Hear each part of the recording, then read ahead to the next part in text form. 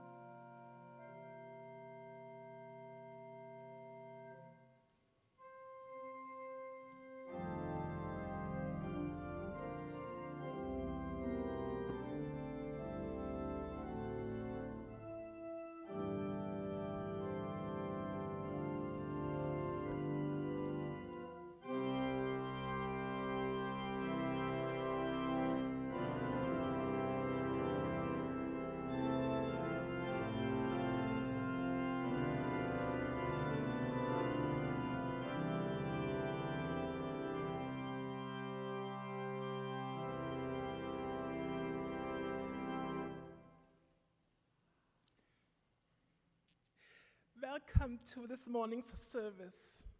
I'm Greta Monroe and I use she, her pronouns. Today our hearts are open wide as we gather in a spirit of profound love and radical inclusion to honor Transgender Day of Visibility. In this community, we believe that every person is a masterpiece of the human experience. Whether you are a long-time member or joining us for the very first time, please know that you are cherished exactly as you are. No matter how or who you love, you are welcome here. We celebrate the beautiful diversity of our families and our hearts. No matter where you come from or what heritage you carry, you are welcome here. Your history, your ancestors, and your journey enrich the tapestry of our shared faith. And today, we specifically want to affirm that no matter how you experience your gender and your gender euphoria, you are welcome here. We celebrate the courage it takes to live an authentic life and joy profound in being your truest self. Whether you are transitioning, questioning, or standing tall in your identity, your presence is a gift to this congregation. May this space be a sanctuary of peace, a home for your spirit, and a testament to the power of a love that leaves no one behind.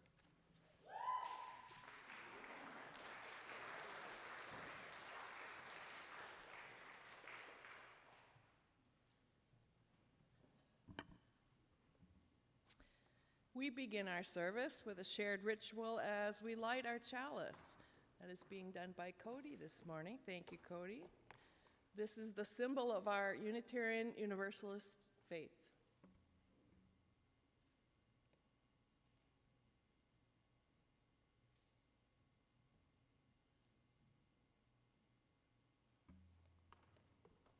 Our words are by Jamie Yandel. The chalice is lit, and in the flames, the memory of our trans and non-binary ancestors do a dance of freedom and liberation, reminding us that we are whole and holy. We are loved beyond all measure, and in our refusal to accept anything less, may we know that we are rooted in the infinite divinity, not regulated to the outskirts of the web of all existence, but enshrined at its core, enfleshed with stardust and fairy dust, an intentional creation of space where our many gods live. Rise in body and spirit, or spirit, to join us in singing We Are a Rainbow. This is a new piece for us. Do your best. The music's in your order of service. I have faith in you.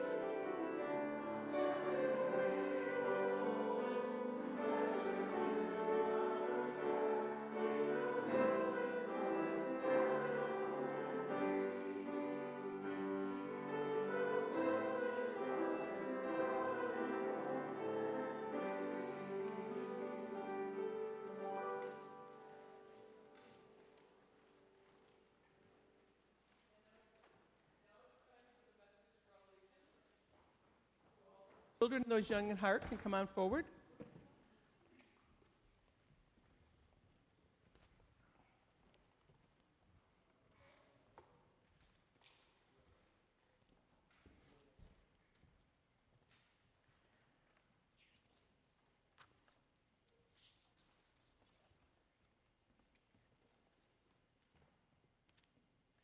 So the book that I'm going to read for you this morning is Be You by Peter H. Reynolds, who is one of my favorite authors. Okay.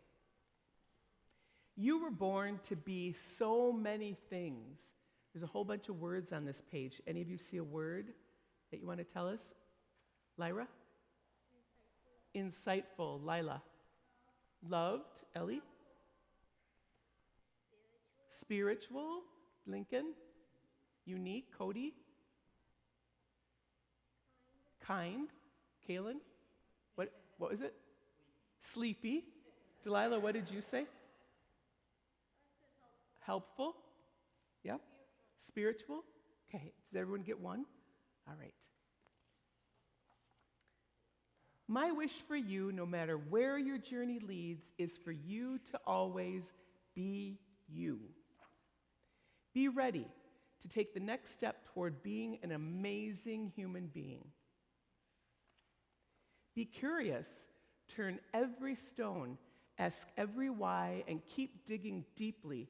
Discover your own answers. Be adventurous. Live a big life. When you're ready, step outside your comfort zone, bravely explore new paths, and see where they lead you. Be connected. Find kindred spirits and be with those who make you feel like the real you. Be persistent. Keep going. Never stop. Keep going. Never stop. Keep going. Never stop. Be silly. Be quirky. Be different. Be odd. Be unique. Be weird. Be colorful. Be okay with being different. Be just the way you are. Be kind. Be understanding. Help those around you to be themselves.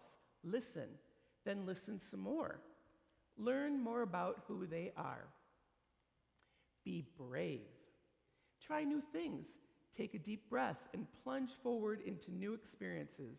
It gets easier every time you try.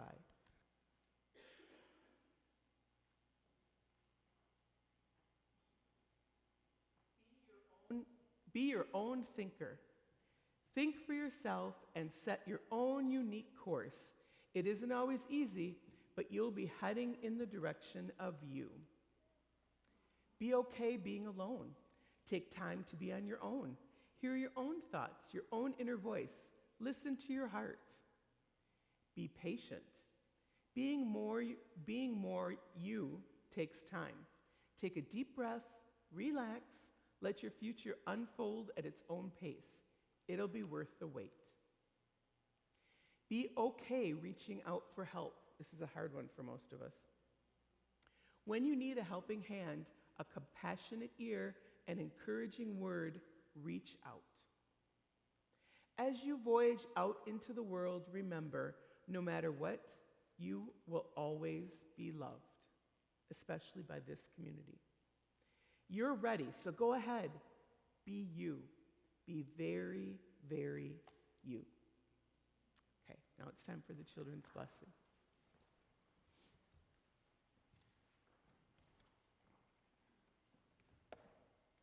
We are blessed. We are blessed by being. We are blessed by being here. We are blessed by being here together.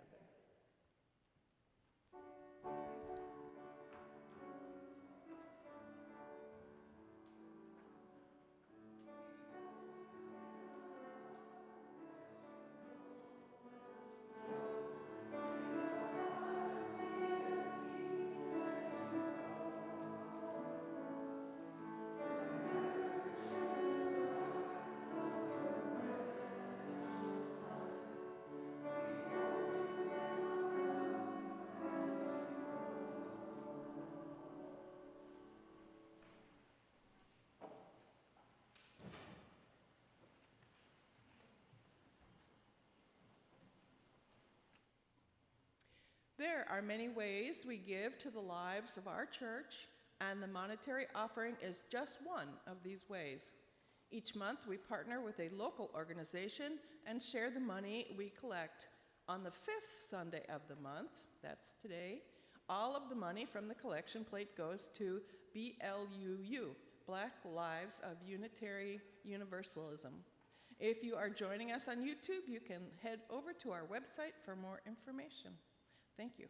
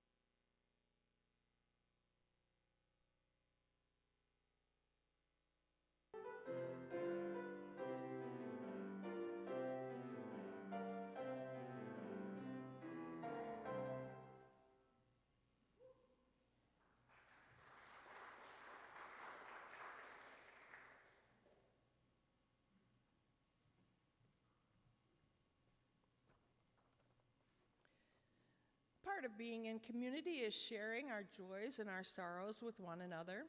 We draw strength from celebrating the joys in each other's lives and lending support, comfort, and care when we experience one of life's many sorrows. If you would like to light a candle for an unspoken joy or sorrow, you may come forward at this time.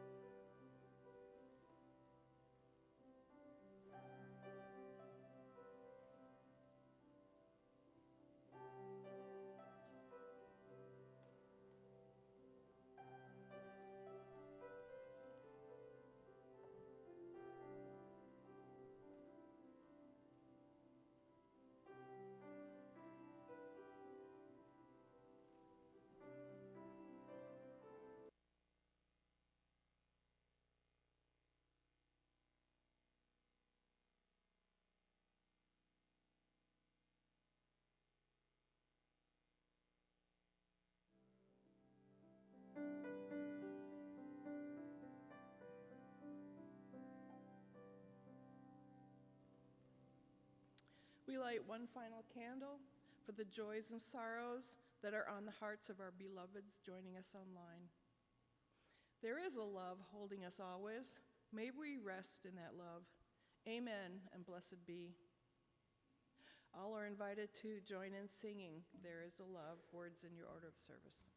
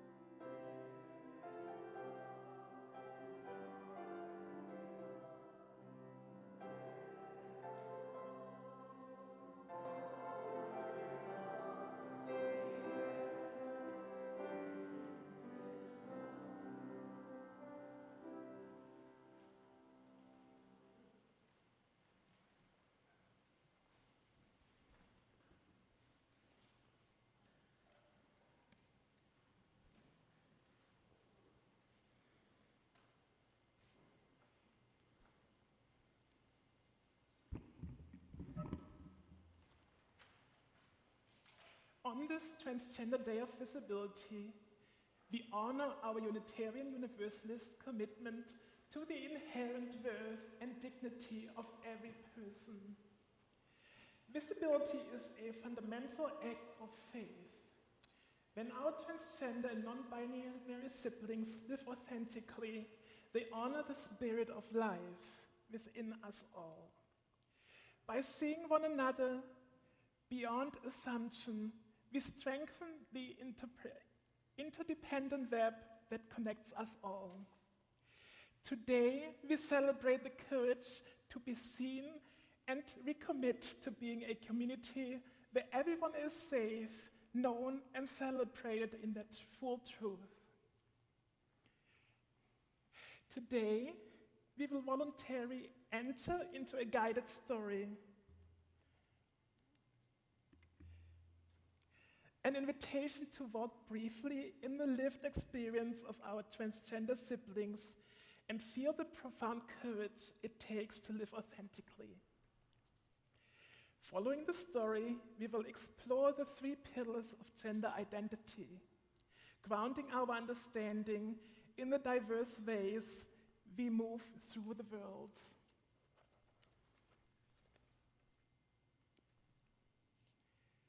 If you are not comfortable with participating in the story, wherein we envisioned what it might feel like to be transgender, please be encouraged to wait outside in the hallway.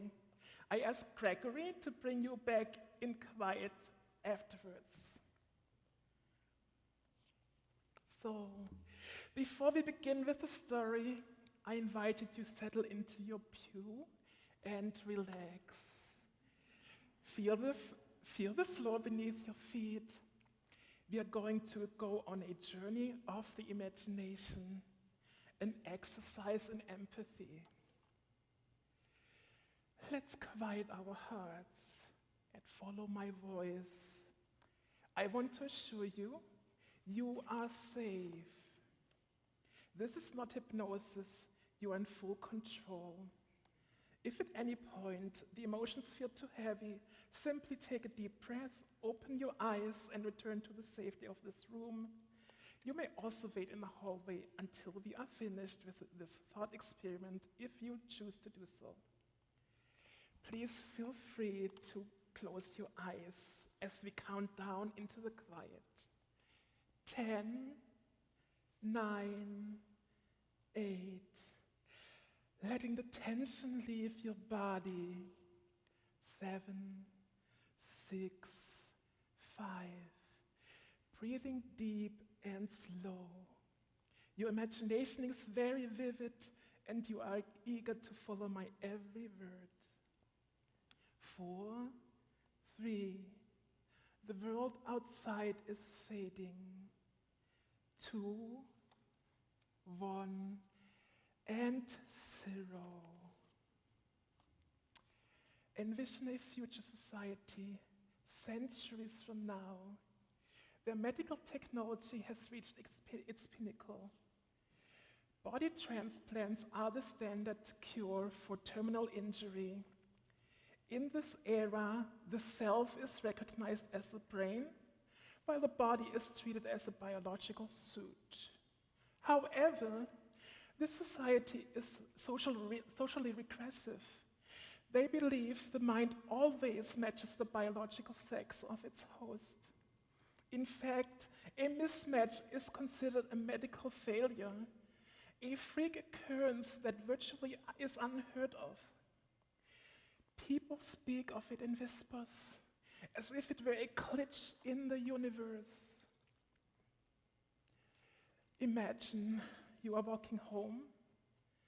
There's a flash of light, a moment of impact, and then darkness.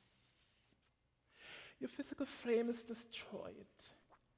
In the emergency triage, your consciousness is saved, but there is a catastrophic shortage. The only donor body available is of the different sex. You are the impossible exception. Imagine you wake up. The doctors congratulate you, but their eyes are full of strange clinical identity. As you look down at your new hands, a cold shock of electricity surges through you.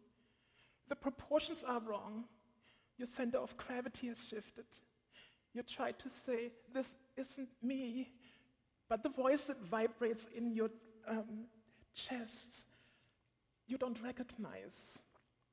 It feels like your soul is a hand trying to fit into a glove made for the wrong side. Fingers straining against leather that will not give. This is dysphoria. The constant buzzing static of a body that tells a lie about who you are every time you move.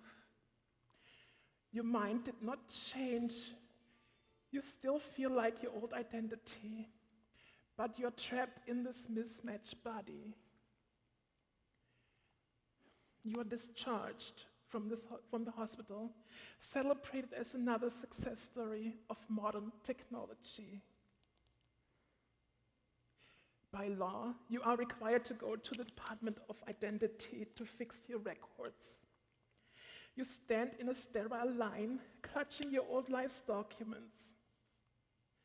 The line gets shorter and shorter until the clerk waves you up to the counter.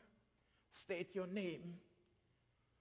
You give your real name, the name of your soul.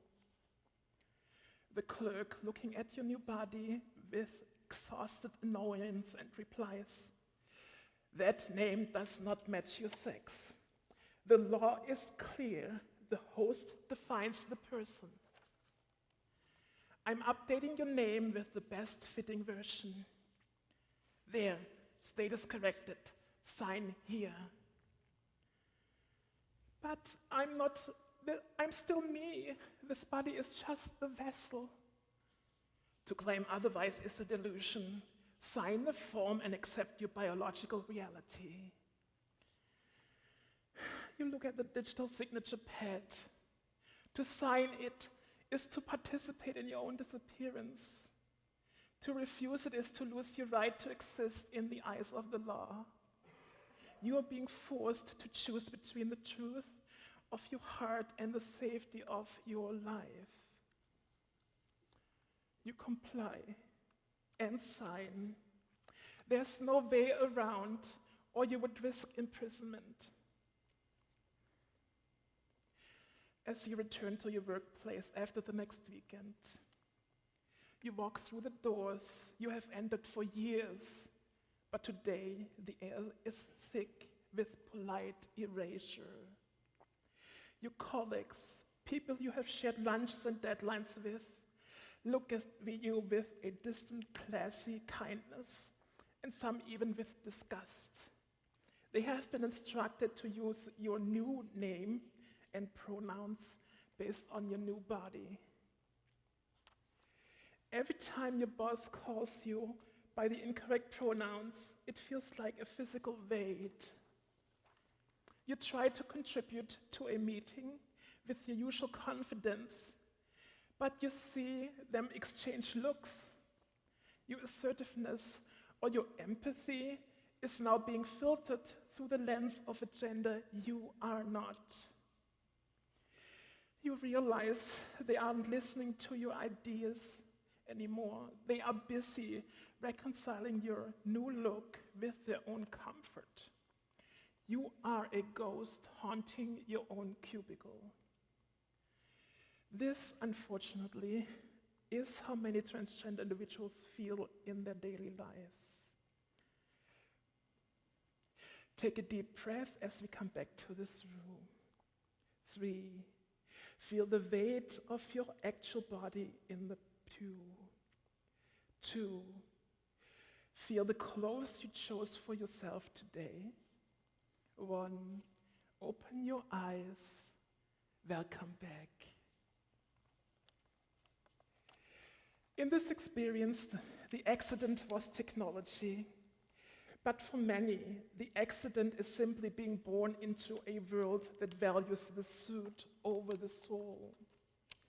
What you felt just now, the exhaustion of being mislabeled, the grief of being misunderstood, and the coldness of a system that demands you play a part.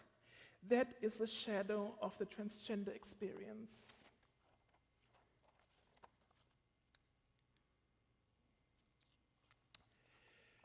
To move from the internal experience to the external reality, we must look at the intersection of biology, psychology, and the structural forces of society. Understanding the transgender experience requires us to move beyond feeling and look at the evidence written into our cells, our brains, and our history. Gender experience stands on 3 pillars: the intrinsic brain wiring, hormonal influence, and social expectations and conditioning.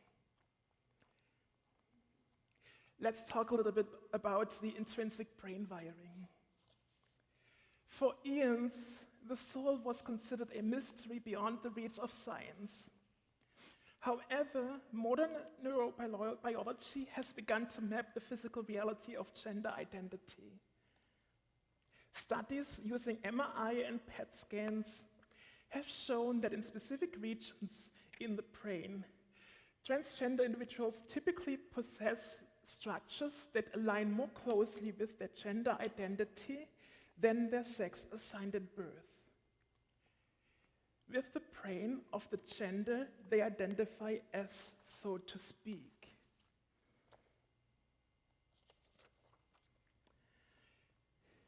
This biological baseline manifests in our personalities long before we have the language to explain it. I saw this in my own life. From a young age, I exhibited signs that I was different.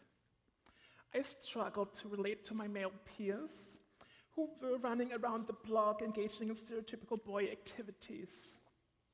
Instead, in elementary school, I often walked our teacher home with the other girls. I had sleepovers with them and felt comfortable in their company. As I grew older, I spent decades suppressing these feelings, attempting to adapt masculine traits to conform to social expectations. It never worked. I internalized beliefs that left me feeling ashamed and trapped. In my early 20s, I finally managed to open up to a minister. I hoped to find compassion and maybe a hug. Instead, I was told to make sure to get rid of those thoughts. Long before starting treatment for my gender incongruence, when I took the Big 5 personality assessment, a scientifically validated psychological tool, my results did not track with male averages. Despite my social conditioning, I tracked as female in traits like neuroticism, agreeableness, and openness, etc. I was trying to force a square peg of social expectation into the round hole of my biological reality. I wasn't failing at being a man. I was succeeding at being the woman my brain was already wired to be. My journey towards self-acceptance was also paved by a second discovery. I am autistic. For a long time, I felt doubly broken, but the data tells a different story. Research indicates a significant overlap between gender diversity and neurodivergence. Studies show that up to 26% of transgender and non-binary individuals are autistic. This is not a coincidence. One second, please.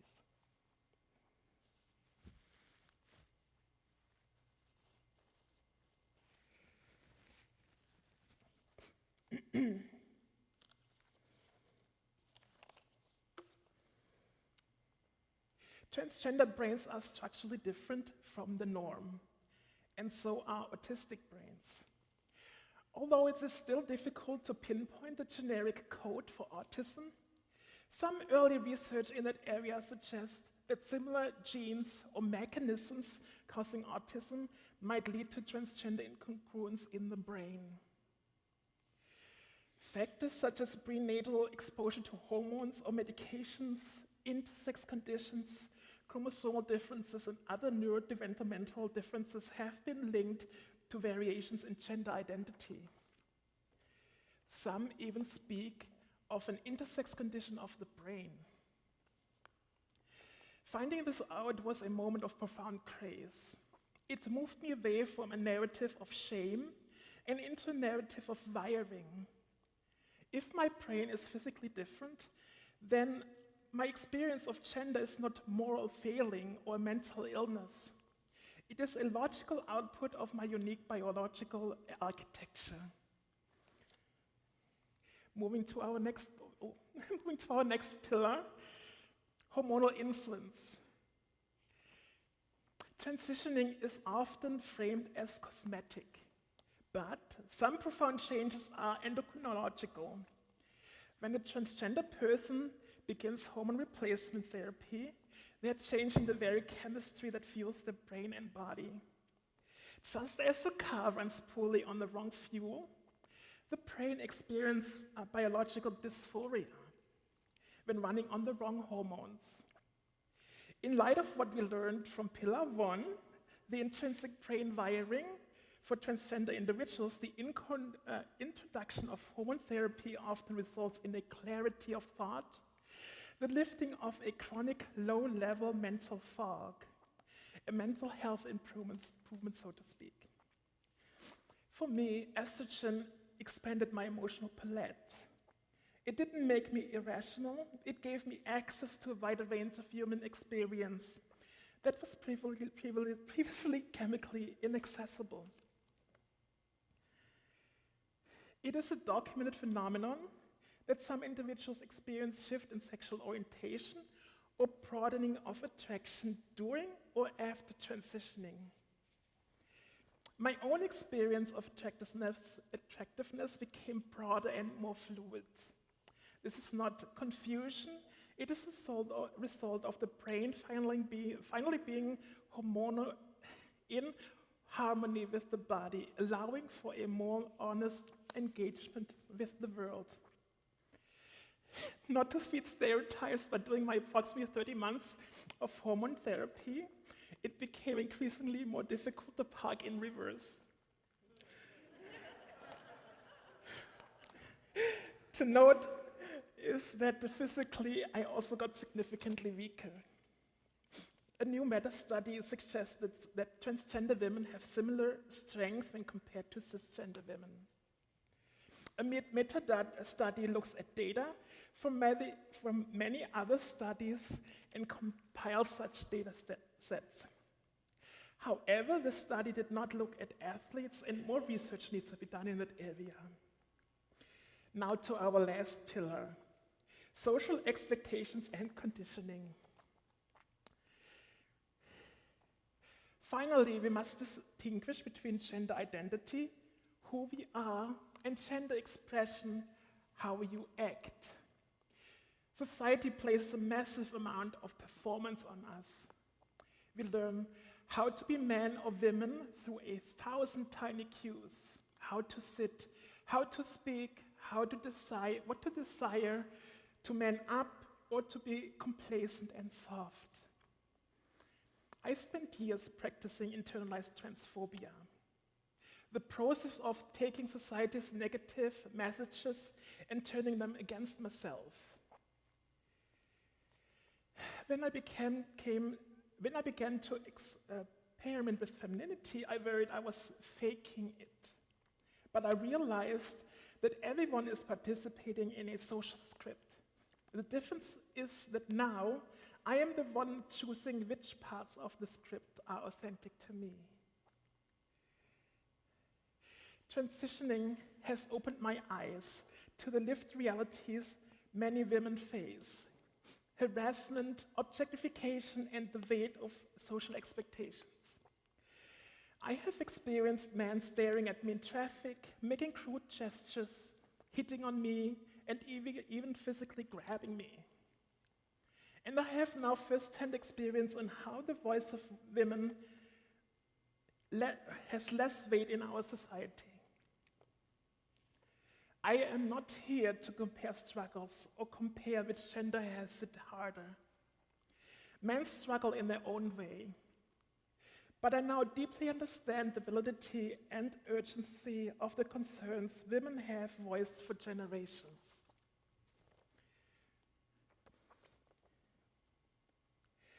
It is important to acknowledge that there are various ways on how gender is experienced by transgender individuals. For people like me, the data, the brain scans, the personality tests, the autism diagnosis provide a logical framework that allowed me to look beyond my then conservative beliefs and to accept myself as I am. I have a transgender colleague who finds the scientific approach unsettling. She doesn't want a brain scan to prove she exists. She simply knows how she feels. Everything else is devaluating to her. Neither path is superior.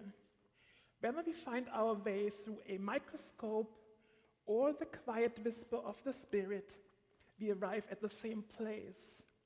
A realization that we are not mistakes. We are simply a different, beautiful part of the human spectrum. Over the past few years, I began to come out to more friends and family members. Coming out is not a one-time deal. You have to do it a dozen times. It was terrifying because I feared rejection and judgment. A turning point came when I watched a video about a funeral. Someone was recounting how they discovered a friend's funeral that had been at the friend's funeral that he had been a trans man. As they neared the casket, they found their friend in a dress and wearing makeup.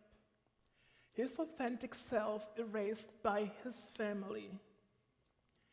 I broke down in tears. I realized that when my time comes, I don't want to be remembered as someone I never truly was. I understood then that I couldn't keep living a double life.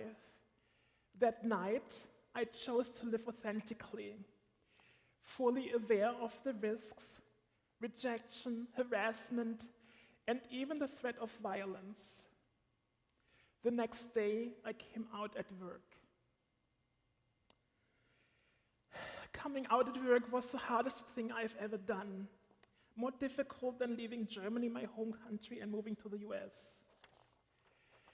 The cost has been real. I lost an entire church community and my best friend of 25 years, who, due to his faith-based beliefs, can no longer speak with me. I have seen the way some colleagues avoid my gaze or leave the room when I enter, and my HR manager was abusive. I sometimes wonder if it's worth the stares and the disgust. But when I sit in those doubts, the answer's clear. I cannot go back. Every part of me screams no to living as someone I am not.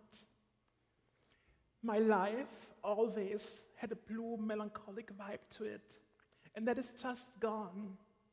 It has been replaced by happiness.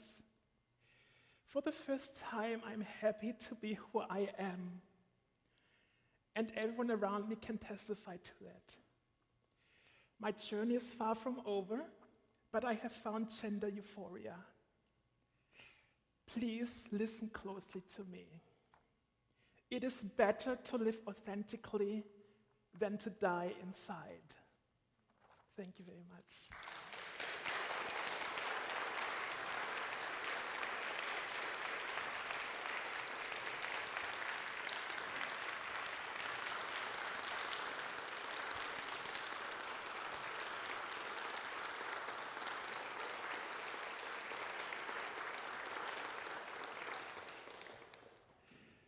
Please rise in body or in spirit to join us in hymn number 1064, 1064, Blue Boat House number.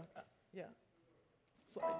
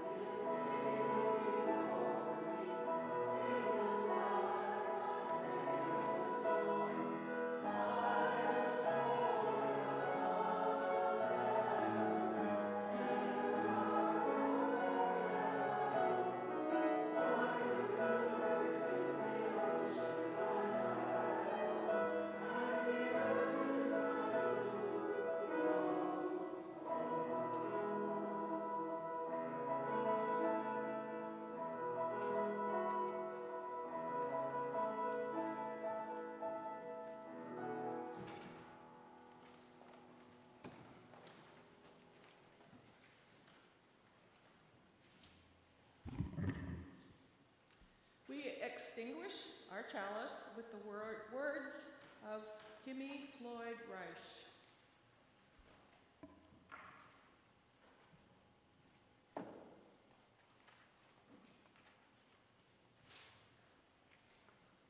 Beloveds, we were never meant to hide in closets, and we were never to be spoken of in whispered corners of the world filled with others afraid of their own reflections. We are from the flame of Channing's truth, Olympia Brown's restlessness, in Lou Alcott's defiance of societal expectations, and Thoreau's solitude of freedom, freedom of solitude. We are here, heirs of a theology that says love is love. The soul is not gendered. The covenants live in hearts, not courtrooms.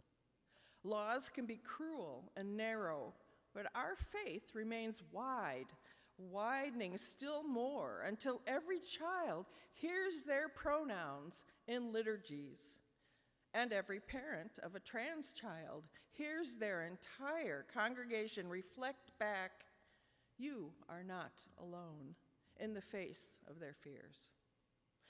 We have always been here, from pulpits to picket lines, from the ancestors you called heretics, to our kitchen tables, where we sat with chosen families, speaking our truths into becoming real.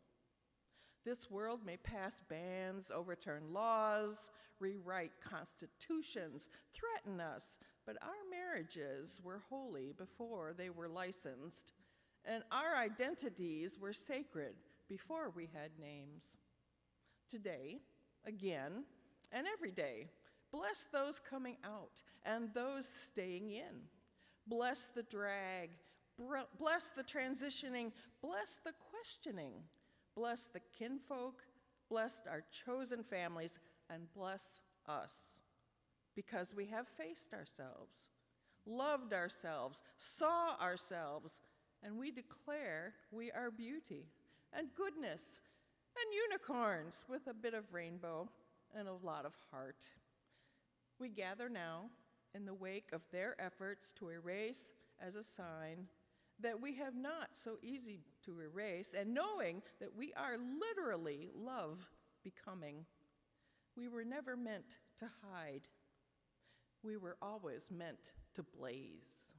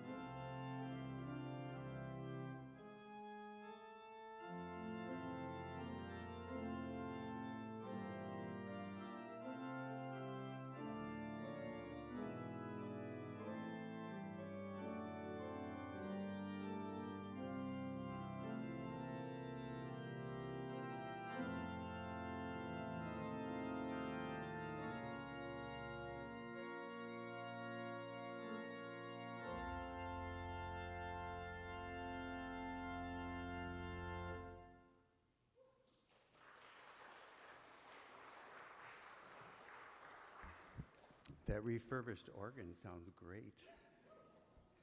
I'm Gregory Mason. It's time for some announcements.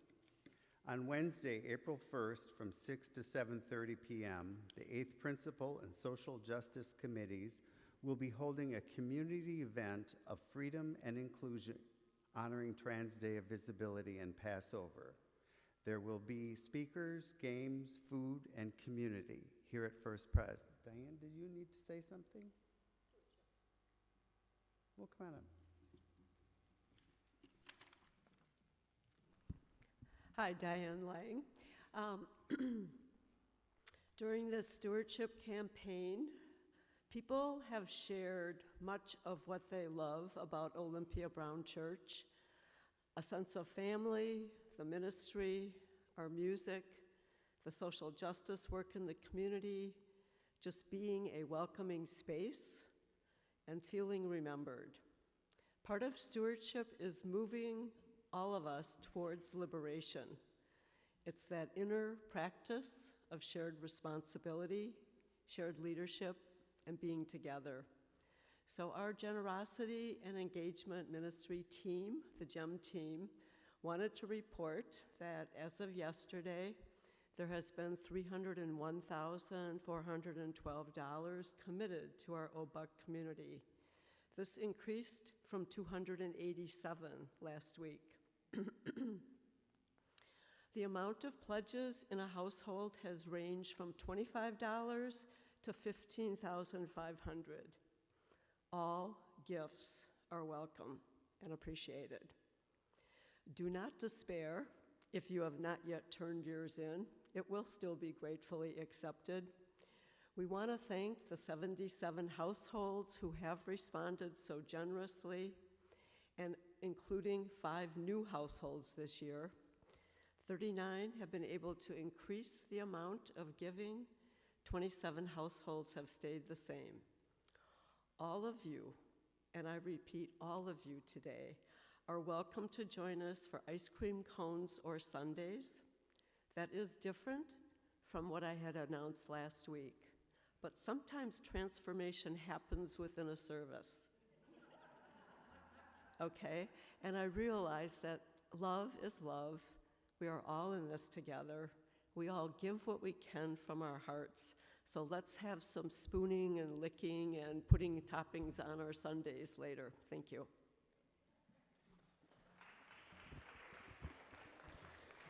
Thank you, Diane. Next Sunday is Easter Sunday, and we will not be having coffee hour in Erman Hall after the service. There will be coffee hour on Zoom. If you ordered flowers for next Sunday, you may take a plant home with you after the service. Brenda, our congregational administrator, will be out of the office April 6 to 10. Emergencies should be directed to Bill Garvey or Suzanne Landis, our board co-presidents. The next deadline for paper raise right orders is April 19th. See me if you need a form. Bring your Love Pantry donations to church on Sunday mornings. Usually our middle and high school youth will use them to fill the pantry on the first Sunday of the month, but because next Sunday is Easter, they're going to do it on the second. So heads up on that. You need to, Reverend Darren asked me to pass along thanks, so many thanks for our contributions to the ministry in Cuba with their sister church. He will have more to say about it in 2 weeks, and I hope he will give us a little debriefing on his time in Cuba. If you need to reference the monthly Unifier email, there is a link in each Sunday's email that will take you to it. Be sure to check your monthly and weekly emails for more information on some of these announcements, along with community events and other news that are not announced here in church. Thank you to our volunteers today, our ushers, Andrea Bumpers and Steve Hawk, our coffee hour hosts, Becky Spica and Luan Wells, our Zoom host, Anita Miller, our camera and tech assistant, Bill Garvey, and our cell phone monitor, Jen Simpkins. That's all for announcements. Please join us in Erman Hall for coffee hour. For those on YouTube, log into Zoom for your coffee hour. The link is in today's email.